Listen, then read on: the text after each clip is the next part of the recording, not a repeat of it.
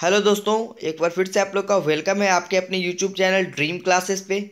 तो चलिए आज की वीडियो को जल्दी से स्टार्ट करते हैं। तो अगर आप चैनल पे न्यू है दोस्तों तो चैनल को सब्सक्राइब जरूर कर लीजिएगा क्लास 12 की स्टडी के लिए। तो आज के फिजिक्स के टॉपिक को हम लोग स्टार्ट करते हैं, जो कि हम लोग पीछे वाले वीडियो अगर आप लोगों ने नहीं देखा है तो वो आप हमारे चैनल पर जाके देख सकते हो। ठीक है, देखिए पीछे वाले वीडियो में हम लोगों ने टॉपिक को जो पढ़ा था वो हम लोगों ने इस टॉपिक को पढ़ा था विद्युतीय बल के बारे में। ठीक है, तो इसके आगे पार्ट में हम लोग सबसे पहले आज जानेंगे कि विद्युतीय बल क्या होता है या कुलाम्बिक बल क्या होता है। ठीक है, इसके बारे में हम लोग जानेंगे। इसके डेफिनेशन के बारे में पीछे नहीं पढ़ा था, इसके फॉर्मूले के बारे में हम लोगों ने जाना था। सबसे पहले आज हम लोग जानेंगे कि विद्युतीय बल क्या होता है, जिसे हम लोग कुलाम्बिक बल भी कहते हैं। तो देखिए बहुत ही सरल ढंग से इसे हम लोग जानेंगे। इसका देखिए डेफिनेशन है कि किन्हीं दो आवेशों के बीच लगने वाले आकर्षण बल या प्रतिकर्षण बल को ही क्या कहा जाता है, विद्युतीय बल या कुलाम्बिक बल। दोनों एक ही नाम होता है दोस्तों, दोनों एक दूसरे को ही बोला जाता है। विद्युतीय बल को ही हम लोग क्या बोलते हैं, कुलाम्बिक बल या केंद्रीय बल भी बोला जाता है। तो देखिए नोट करके हम लोगों ने एक वीवीआई में लिखवा दिया है, इसे आप लोग जरूर नोट कर लीजिएगा। ऑब्जेक्टिव में ये वाले प्रश्न पूछे जाते हैं कि कुलाम्बिक बल को केंद्रीय बल भी कहा जाता है। कई बार एग्जाम में पूछा जा चुका प्रश्न है, बहुत ही अच्छा प्रश्न है, ऑब्जेक्टिव में ये पूछा जाता है, तो आप लोग नोट कर लीजिएगा। ठीक है, क्लियर है आप लोग का। अब देखिए दोस्तों, इसके आगे हम लोग पढ़ेंगे कुछ और टॉपिक्स को।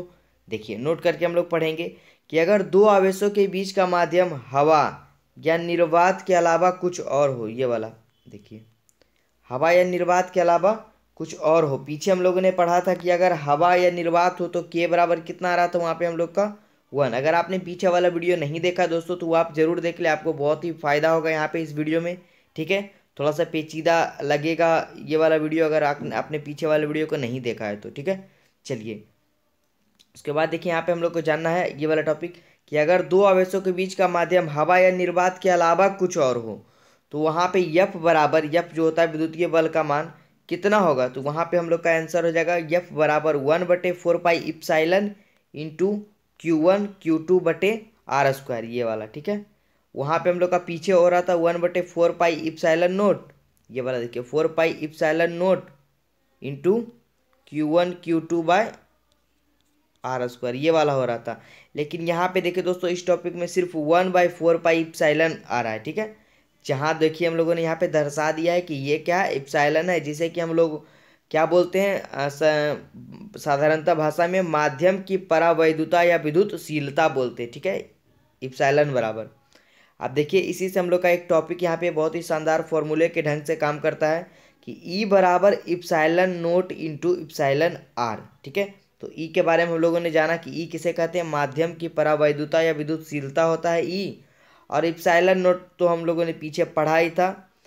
ठीक है, इप्साइलन नोट के बारे में हम लोगों ने जाना था कि देखिए यहाँ पे पीछे वाले वीडियो में हम लोग जानते इप्साइलन नोट हम लोग का क्या था, ये वाला देखिए इप्सिलॉन नोट हम लोग का था मुक्त स्थान या निर्वात की परावैद्युता, तो वो आप पीछे जाकर देख सकते हो। ठीक है, और यहाँ से एक टॉपिक और आ रहा है यहाँ पे हम लोग का इप्सिलॉन आर। इप्सिलॉन आर होता है माध्यम की अपेक्षिक परावैद्युता। ठीक है, माध्यम की अपेक्षिक परावैद्युता। तो यहाँ से हम लोग का एक फॉर्मूला निकलता है कि ई बराबर epsilon naught into epsilon R, ये वाला फॉर्मूला। ठीक है, क्लियर होगा। यहीं से देखिए दोस्तों, अगर हम लोग को सिर्फ इप्सिलॉन आर का मान निकालना है इसका, तो यहाँ से हम लोग का इप्सिलॉन आर बराबर क्या हो जाएगा, ये इप्सिलॉन और ये इधर गुना में इधर आके नीचे आ जाएगा भाग में, तो यहाँ से हम लोग का इप्सिलॉन बटा इप्सिलॉन नोट, ये वाला फॉर्मूला भी बन जाएगा। ठीक है, तो इस टाइप के जब आपको न्यूमेरिकल्स में देखने को मिलेंगे तो ये वाला टॉपिक क्लियर हो जाएगा वहाँ पे ज़्यादा। ठीक है, तो अच्छे से बस ये फॉर्मूले को याद रखना है कि इप्सिलॉन बराबर epsilon naught into epsilon R होता है। और जब यहाँ से किसी एक का मान निकालना रहे, जैसे कि इप्सिलॉन आर का निकालना था, तो ये देखिए ये वाला इधर से नीचे चला जाएगा बराबर के इधर आने पे। और अगर यहीं से हम लोग का यहाँ पे देखिए इप्सिलॉन नोट का मान निकालना रहता, तो यहाँ पे हम लोग का क्या हो जाता है, इप्सिलॉन और बटे ये इप्सिलॉन आर नीचे आ जाता। ठीक है, क्लियर है। चलिए, और जैसा कि देखिए यहाँ पे हम लोग का इप्सिलॉन आर का मान निकालना है, तो यहाँ पे हम लोग का क्या हो गया, ये इप्सिलॉन और ये टॉपिक नीचे आ गया, यहाँ पे इप्सिलॉन नोट, ये वाला टॉपिक। ठीक है, क्लियर है दोस्तों। चलिए अब हम लोग जानेंगे कि हवा के लिए इप्सिलॉन आर का मान जो होता है वो कितना होता है, 1 होता है। अगर माध्यम हवा हो, दोनों आवेशों के बीच का माध्यम क्या हो, हवा हो, तो वहाँ पे इप्सिलॉन आर का मान क्या होता है, 1 होता है। इप्सिलॉन आर क्या होता है ये हम लोगों ने पीछे पढ़ दिया कि इप्सिलॉन आर देखिए दोस्तों यहाँ पे इप्सिलॉन आर माध्यम की अपेक्षिक परावैधुता या माध्यम की अपेक्षिक परावैधुता होता है। ठीक है, क्लियर है। चलिए, कोई दिक्कत हो कमेंट बॉक्स में जरूर कमेंट कीजिएगा दोस्तों। और अगर आपने पीछे वाला वीडियो इसका नहीं देखा तो वो जरूर देख लीजिएगा, वहाँ से आप लोग को बहुत ही फायदा होने वाला है, सारा टॉपिक आप लोग का क्लियर हो जाएगा। थोड़ा सा पेचीदा टॉपिक है लेकिन अच्छे से आप लोग को समझना है, यहाँ पे दिमाग को यहाँ पे रखना है स्थिर से। चलिए आगे हम लोग बढ़ेंगे। उसके बाद देखिए दोस्तों, अगर दोनों आवेशों के बीच का माध्यम हवा हो तो इप्सिलॉन बराबर इप्सिलॉन नोट होगा। ठीक है, कैसे होगा? क्योंकि देखिए यहाँ पे हम लोगों ने जाना कि अगर दोनों आवेशों के बीच का माध्यम, यहाँ पे देखिए हवा के लिए इप्सिलॉन आर का मान कितना जाना, 1। तो हम लोग फॉर्मूला क्या जानते हैं कि इप्सिलॉन बराबर epsilon naught into epsilon R. लेकिन यहाँ पे देखिए दोस्तों, हवा के लिए इप्सिलॉन आर का मान कितना है, 1 है। तो इस जब फॉर्मूले में हम लोग ई बराबर इप्सिलॉन नोट और इंटू इप्सिलॉन आर के जगह कितना रखेंगे, 1, तो यहाँ से हम लोग का इप्सिलॉन बराबर इप्सिलॉन नोट आएगा। ठीक है, क्लियर है। यही हम लोग यहाँ पे किए हैं। देखिए कि जब यहाँ पे इप्सिलॉन आर का मान 1 रखे, यहाँ पे ई बराबर क्या आ गया, इप्सिलॉन नोट। ये हम लोग का टॉपिक क्लियर हो गया। अब हम लोग यहाँ से बोल सकते हैं कि अगर दोनों आवेशों के बीच का माध्यम क्या हो, हवा हो, तो इप्सिलॉन बराबर इप्सिलॉन नोट होता है। ठीक है, तो यहाँ से हम लोग का यफ बराबर जो फॉर्मूला निकल जाता है रियल में, जब इसके बीच का माध्यम हवा हो तो यफ बराबर 1/4 पाई इप्सिलॉन नोट ये वाला इंटू Q1 Q2/r²। ठीक है दोस्तों, ये क्लियर होगा अच्छे से। कमेंट बॉक्स में कमेंट जरूर कीजिएगा। चलिए अब आगे बेहद ही शानदार टॉपिक्स को क्लियर करेंगे, तो वीडियो में अंत तक बने रहिएगा। ठीक है, चलिए अब देखिए दोस्तों, कुछ अच्छे टॉपिक्स को हम लोग पढ़ेंगे जो कि बहुत ही आवश्यक है, आगे वस्तुनिष्ठ प्रश्नों में भी ये काम देगा। देखिए हम लोग का टॉपिक पढ़ना है, दो आवेशों के बीच लगने वाले आकर्षण या प्रतिकर्षण बल की जो दिशा होती है वो दोनों आवेशों को मिलाने वाली रेखा के अनुदिश होती है। जैसा कि देखिए ये वाला फिगर हम बना रहे हैं, मान लीजिए कि यहाँ पे एक आवेश है ये वाला, और एक या आवेश यहाँ है। ठीक है, ये मान लीजिए प्लस आवेश है, ये माइनस आवेश है। तो दोनों, इन दोनों की जो देखिए दोनों के बीच लगने वाले आकर्षण या प्रतिकर्षण बल की दिशा जो है, दोनों आवेशों को मिलाने वाली रेखा, ये जो रेखा मिला रही उसी के अनुदिश होती है, मतलब उसी के ओर होती है। ये अच्छे से क्लियर करना, मतलब इस पर डिपेंड करती है वो। ठीक है, चलिए आगे हम लोग को ये जानना है इसी में एक टॉपिक और, कि दो आवेशों के बीच लगने वाले आकर्षण या प्रतिकर्षण बल का परिणाम जो होता है वो दोनों आवेशों के बीच के माध्यम पर निर्भर करता है। कि मान लीजिए कि दो आवेश है, यहाँ पे एक ये वाला आवेश है Q, और एक आवेश यहाँ भी है, ये भी मान लीजिए Q है। तो दोनों आवेशों के बीच के माध्यम पर यह इसका परिमाण निर्भर करता है कि इसका जो मान आएगा वो कितना आएगा। ठीक है, यानी यफ कितना आएगा वो इन दोनों के माध्यम पर निर्भर करता है कि माध्यम क्या है, या हवा है या निर्वात है, इस टाइप से। ठीक है, तो आप लोग का क्लियर होगा। ये दोनों टॉपिक अच्छे से आप लोग पढ़ लीजिएगा, ये बहुत ही अच्छा टॉपिक है, क्लियर रखिएगा। आपको आगे ज़्यादा समझ में आएगा जब आपको न्यूमेरिकल्स देखने को मिलेंगे आगे वाले पार्ट में। चलिए अब आगे बेहद ही शानदार प्रश्न को हम लोग डील करेंगे जो कि कई बार एग्जाम में पूछा जाता है और बच्चे थोड़ा सा पेचीदा समझ के इसे छोड़ करके चले आते हैं, और कई सारे बच्चे तो सिर्फ रट के चले जाते हैं, तो जो कि इसके आंसर को सही से समझ भी नहीं पाते। तो देखिए दोस्तों, सबसे पहले हम लोग प्रश्न को पढ़ेंगे कि कुलाम्बिक बल को केंद्रीय बल कहा जाता है, क्यों। इसके पीछे देखिए हम लोगों ने कुलाम्बिक बल के डेफिनेशन को जाना कि कुलाम्बिक बल क्या होता है। ये वाला देखिए, कुलाम्बिक बल, विद्युतीय बल या कुलाम्बिक बल एक ही होता है। हम लोगों ने शुरुआती टॉपिक में ही पढ़ा कि किन्हीं दो आवेशों के बीच लगने वाले आकर्षण बल या प्रतिकर्षण बल को हम लोग क्या बोलते हैं, विद्युतीय बल या कुलाम्बिक बल। अब हम लोग से प्रश्न पूछा गया है यहाँ पे कि कुलाम्बिक बल को केंद्रीय बल क्यों कहा जाता है। ये बहुत ही अच्छा प्रश्न है, ऑब्जेक्टिव में भी पूछा जाता है कि कुलाम्बिक बल को कौन सा बल कहा जाता है, केंद्रीय बल। ऊपर भी हम लोगों ने क्लियर किया। अब यहाँ पे हम लोग जानेंगे कि इसे केंद्रीय बल क्यों कहा जाता है। तो देखिए सबसे पहले इसके डेफिनेशन को जानेंगे, उसके बाद हम लोग समझेंगे कि दो आवेशों के बीच लगने वाले कुलाम्बिक बल की जो दिशा होती है, जैसे यहाँ पे देखिए दो आवेशों के बीच, ये मान लीजिए Q आवेश, ये भी Q आवेश, लगने वाले दो आवेशों के बीच लगने वाले कुलाम्बिक बल की दिशा, ठीक है, ये जो दिशा होती है दोनों के केंद्र को मिलाने वाली रेखा की ओर होती है। जैसे कि इसकी दिशा इधर होगी, इसकी दिशा इधर, इसकी दिशा इधर। ठीक है, मान लीजिए तो इन दोनों दिशा के ओर ही होती है, इसीलिए कुलाम्बिक बल को क्या कहा जाता है, केंद्रीय बल। मतलब इसके केंद्र की तरफ हो रही है। देखिए ये इसका केंद्र इस केंद्र की तरफ जा रही है, इस आवेश के केंद्र की तरफ, और इस वाले आवेश का जो जा रहा है इस आवेश वाले केंद्र की तरफ। ठीक है, ये क्लियर हो गया होगा टॉपिक। बहुत ही सरल ढंग से इसको क्लियर करेंगे। देखिए एक बार अच्छे से पढ़ लेंगे दोस्तों कि दो आवेशों के बीच लगने वाले कुलाम्बिक बल की दिशा जो होती है दोनों आवेशों के केंद्र को मिलाने वाली रेखा की ओर होती है, इसीलिए कूलाम्बिक बल को क्या कहा जाता है?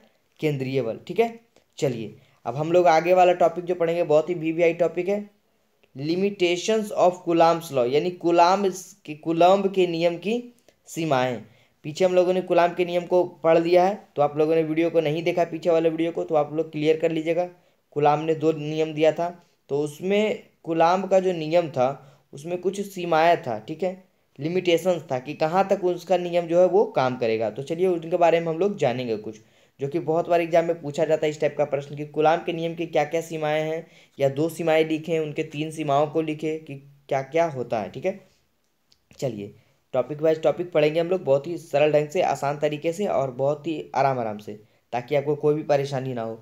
सबसे पहला टॉपिक हम लोग को जाना है, कूलाम्ब का नियम केवल बिंदु आवेश के लिए मान्य होता है। ठीक है, जहाँ पे बिंदु आवेश आएगा वहीं पे कूलाम्ब का नियम मान्य होगा, मान्यता होगा। ठीक है उसका।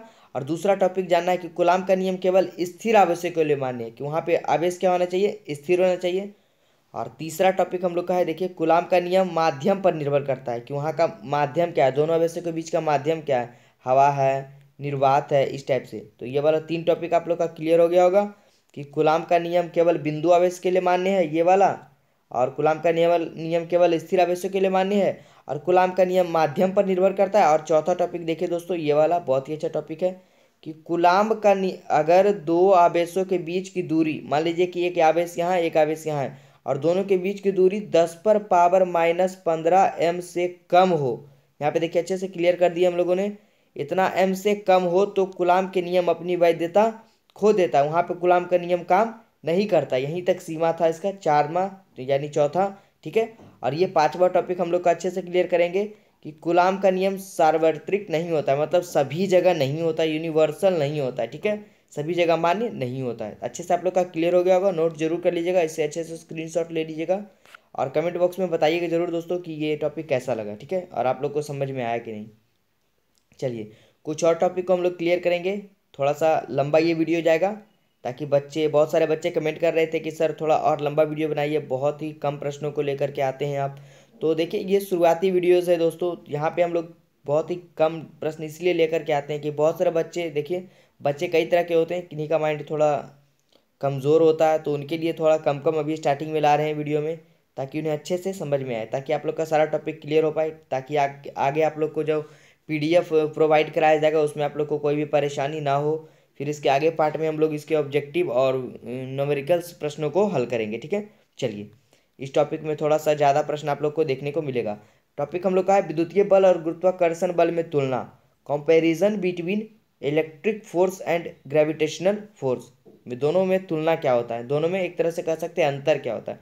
एक तरफ हम लोगों ने टॉपिक में विद्युतीय बल यानी कूलाम्बिक बल पीछे हम लोगों ने पढ़ा, और एक तरफ गुरुत्वाकर्षण बल, दोनों को रखा। ठीक है, और बीच में इस प्रकार से हम लोगों ने एक रेखा खींच दिया।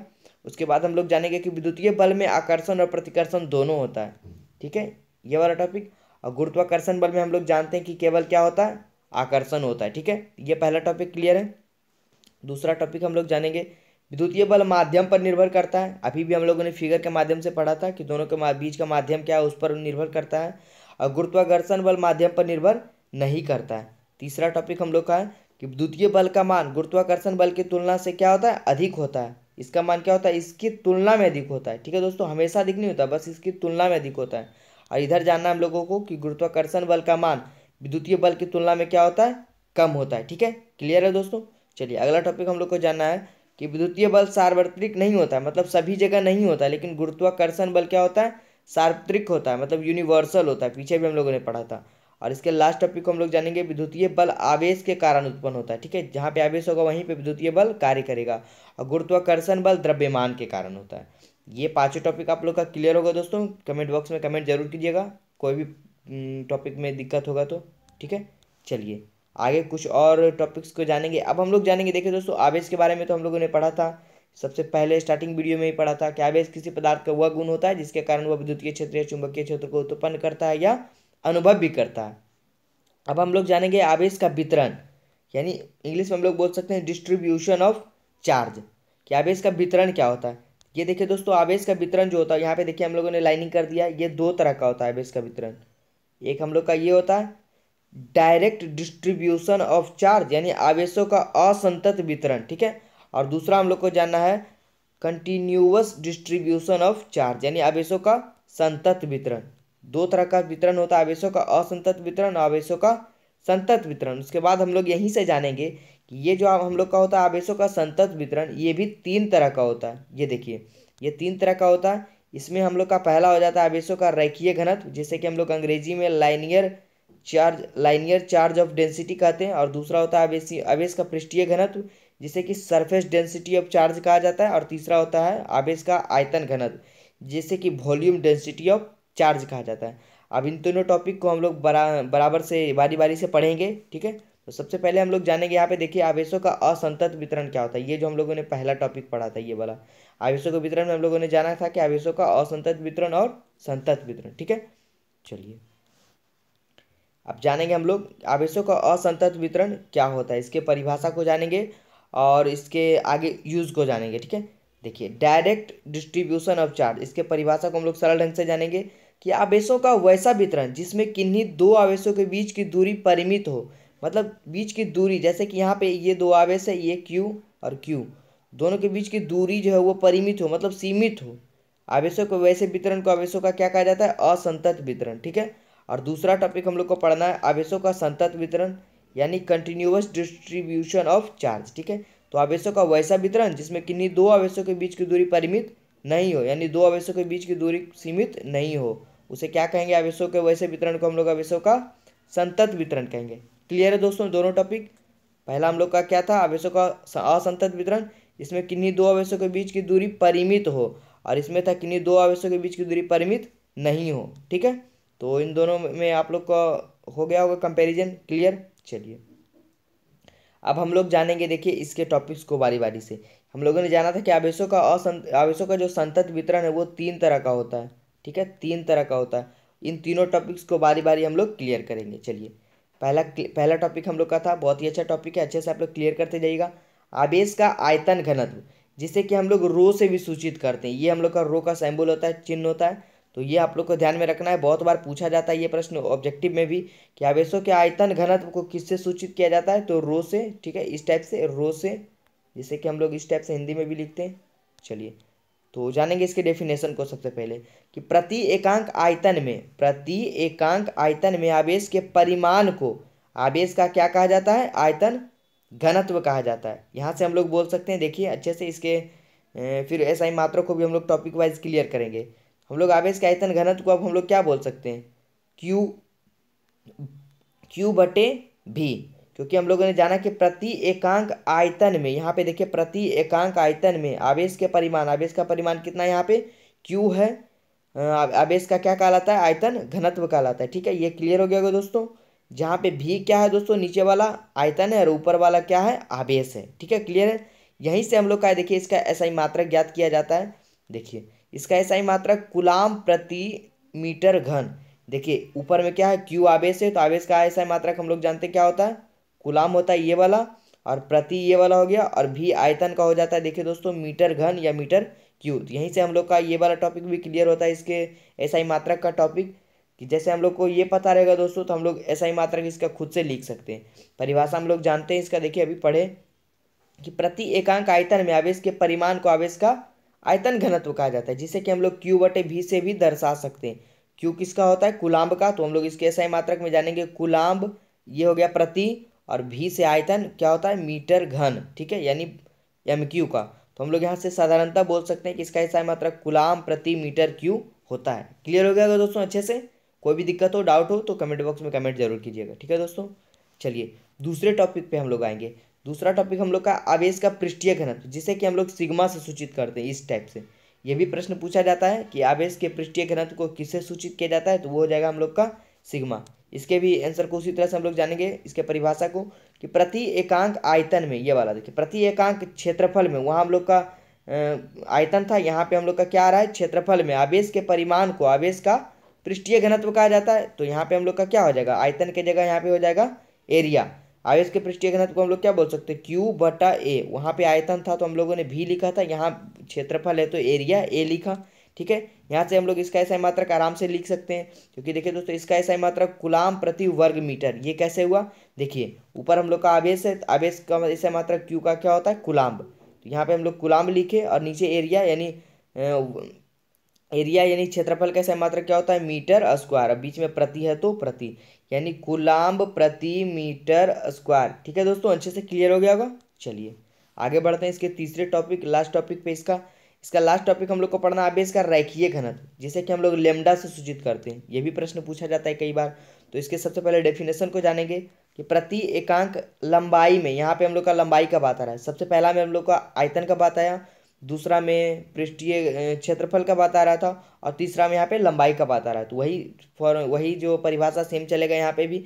प्रति एकांक लंबाई में आवेश के परिमाण को आवेश का क्या कहा जाता है, रेखीय घनत्व कहा जाता है। अब हम लोग आवेश के रेखीय घनत्व को क्या बोल सकते हैं, क्यू, और बटे लंबाई का मात्रक क्या होता है दोस्तों, एल होता है। ठीक है, अब इसका ऐसा ही मात्रक क्या हो जाएगा, बहुत ही आराम से देखिए सरल ढंग से हल करेंगे।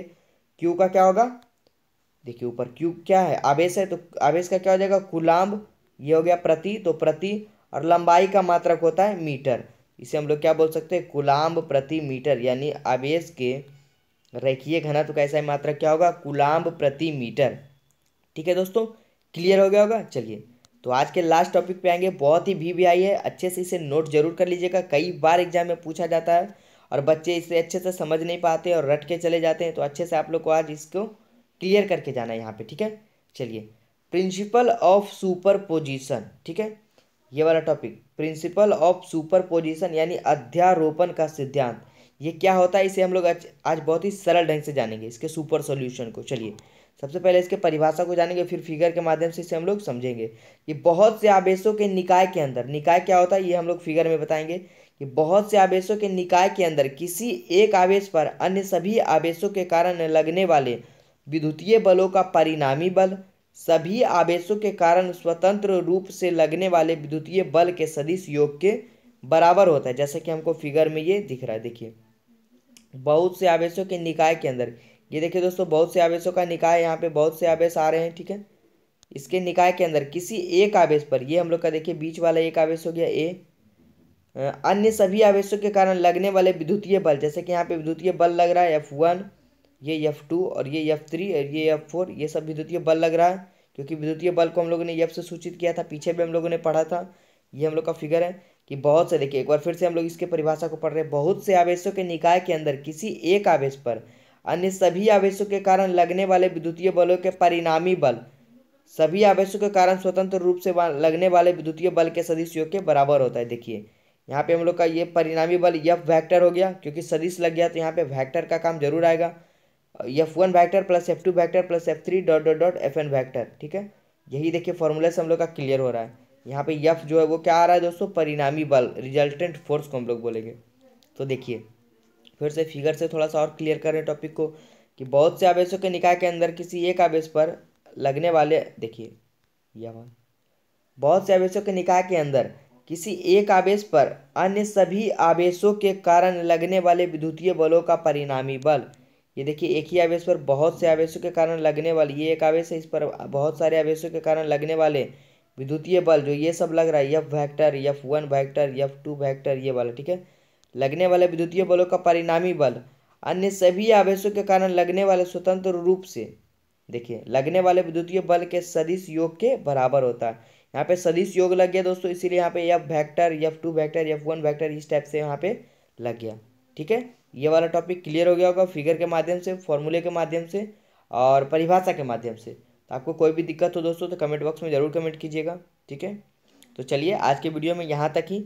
इसी तरह चैनल से जुड़े रहे और कमेंट बॉक्स में कमेंट जरूर करें दोस्तों कि ये वीडियो कैसा लगा, और आगे आपको न्यूमेरिकल्स और ऑब्जेक्टिव के वीडियो इस चैप्टर का भी बाकी है, तो आप चैनल पर बने रहिए। और भी कुछ बेहद ही शानदार प्रश्नों को इस चैप्टर में डील करेंगे, ताकि आप लोग का कोई भी टॉपिक छूट ना पाए और आप लोग का एग्जाम में कोई भी प्रॉब्लम ना हो, और आपको PDFs वगैरह सारे मिल जाएंगे ड्रीम क्लासेस पे। बस चैनल को सपोर्ट करते रहें, चैनल पे जुड़े रहें। ठीक है, और thank you for watching this video, और कमेंट बॉक्स में कमेंट जरूर करें दोस्तों।